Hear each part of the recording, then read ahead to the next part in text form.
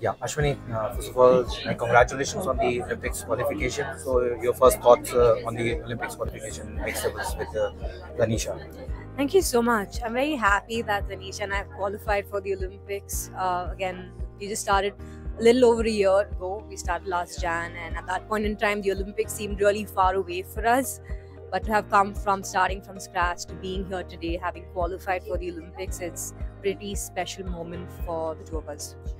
What sort of preparations went into, because there's a big age gap between you and her. So, how did you just tie up with her? And because earlier you were also doing, the partners were like Red Siki was there. Yes. Siki, even then there was a big age gap.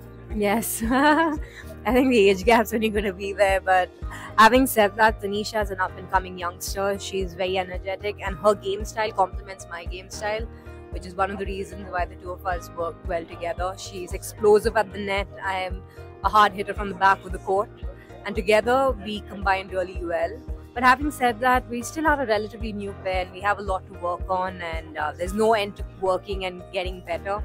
Different areas, because last year we were playing smaller tournaments, this year we're playing bigger tournaments. The competition is higher and it's definitely tougher, so we accordingly have to get better and keep working. How would you rate your performance in this year so far and going into the tournament, because it gets very important to peak at the right time Correct. in a competition like an Olympics? Correct. I'd say we started the year off well, having reached the quarters of the Malaysia Super 1000. That was a big boost for us because we beat a Japanese pair in the second round, which was an important win for us. It definitely gave us a lot of confidence. But having said that, we are playing bigger tournaments this year than we did last year, because last year we played a lot of small tournaments. We played challenges and 100s. We never got entries into a Super 1000. So the competition is higher. Our game needs to get better and stronger. So we kind of also know where we stand and how much we need to work now going into the Olympics, having played these bigger tournaments the last couple of months. You've already been part of 2 Olympic campaigns in Rio and London. So, how does that experience of having there represented India is going to help you and also calm the nerves of someone like Tanisha, who's going to be? Yeah, I mean, having been having to be my third Olympics, I feel like definitely I do have experience, and I think the way I see the Olympics is different because I'm way older than what I was a couple of years ago when I played my first Olympics. And I think that balance would help both Tanisha and me, and kind of understand how to prepare for the Olympics, what to expect. And like you rightly said, I mean, it's so important to peak at the right time, and I hope that we train really well. We will be looking forward to training really well and working towards putting on a good performance at the Olympics.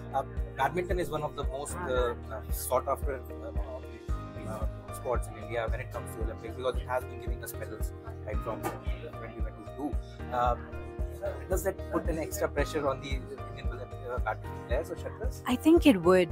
It would, especially because, I mean, right now there are a lot of eyes on Indian players because they've done really well. Satvik and Chirag are world number one. They've won a lot of tournaments this year. They've had a fantastic start of the year.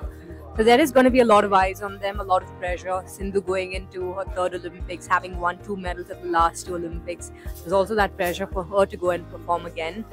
But we are all world-class players. Satvik and Chirag, they're number one, and it's not easy being there. So they do know what it takes to be there. They do know how to handle pressure, and they have dealt with the highest of levels of badminton pressure. So I'm sure they will have pressure, but at the same time, I would say they are ready to take it on and do well.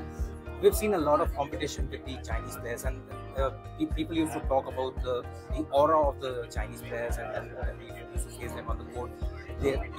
Players used to just be in the awe, and because of that aura and the awe, they could have a good contest back in the days. But do you think that that perception has changed? Most definitely. I think since Sayana's time, the perceptions changed because she's been in a lot of Chinese players. So has Sindhu. So have the likes of Pranoy, Shrikant, Satvik, Chirag. So a lot of them have come up. Indian badminton players have come up and beaten the Chinese players. So it's no longer China as a badminton nation. India is also getting strong as a badminton nation, and the players are also proving to be really tough for the Chinese players. So yeah, it's not the same anymore. What are your preparations? Any particular thing that you are working on, going to work on before Paris? Yeah, there will be a lot that Tanisha and I would have to work on because, like I said, last year we were playing a lot more smaller tournaments. This year we've graduated to playing bigger tournaments. That means the competition is higher and it's a lot harder.